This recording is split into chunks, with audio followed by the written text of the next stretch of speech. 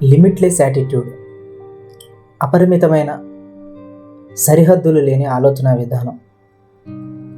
సరిహద్దులు లేని అంటే విచ్చలవిడితనంగా బ్రతకటం కాదు, ఆలోచన స్థాయిని, సామర్థ్యాన్ని పెంచుకోవడం.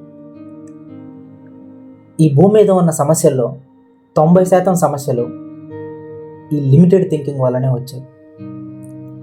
లిమిటెడ్ థింకింగ్ అంటే నాది ఈ జిల్లా, నాది ఈ రాష్ట్రం, నా దేశం, నా కులం, నాది ఈ మతం అని ఎప్పుడైతే మనిషి విపరీతమైన లిమిటెడ్ థింకింగ్లో ఉంటాడో, ఆ లిమిట్ దాటి, ఆ బోర్డర్ దాటి బయట ఉన్న సమాజంతో కాన్ఫ్లిక్టు, సమస్య ఎప్పుడూ ఉంటాయి. ఒక మనిషి బ్రతకటానికి ఆక్సిజన్, ఆహారం రెండూ కావాలి.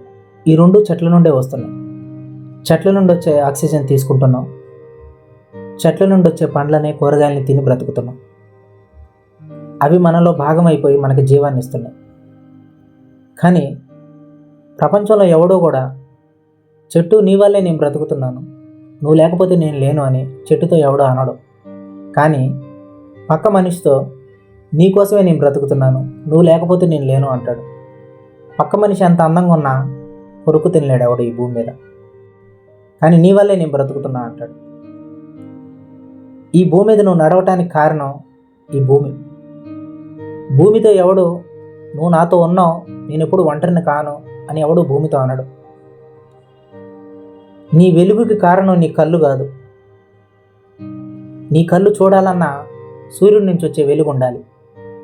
నువ్వు ఉండగా నాకు చీకటి అనేదే లేదు అని సూర్యుడితో ఎవడో అనడు. కానీ నువ్వు లేకపోతే నా బ్రతకంతా చీకటి అయిందని పక్క మనిషితో అంటాడు. సృష్టిలో ప్రతిదీ మనతో ఉంది, మనలో భాగమై ఉంది. కానీ మనం దాన్ని గుర్తించట్లా.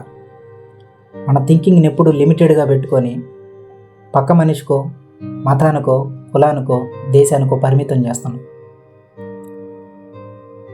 ఒక వ్యక్తి పక్కన లేకపోతే ఒంటరితనంగా ఫీల్ అవుతున్నాం.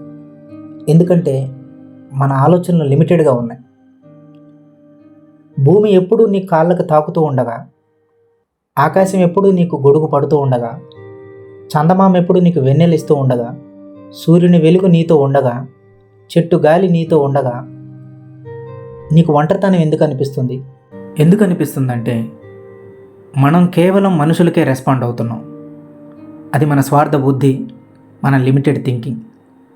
అలా కాకుండా ఒక్కసారి నువ్వు భూమి మీద నడిచేటప్పుడు భూమి నీ పాదాలని తాకుతుందని గుర్తించు, సూర్యుని వెలుగు నీతో ఉంది అని గుర్తించు, చెట్టు నీతో నిరంతరం మాట్లాడుతుంది అని ఒక్కసారి చెట్టుకు రెస్పాండ్ అవ్వు. ఎప్పుడైతే సమస్తం నీలో ఉంది, సమస్తం నీతో ఉంది అని గుర్తిస్తావో అప్పుడు ఒంటరితనం అనేదే ఉండదు.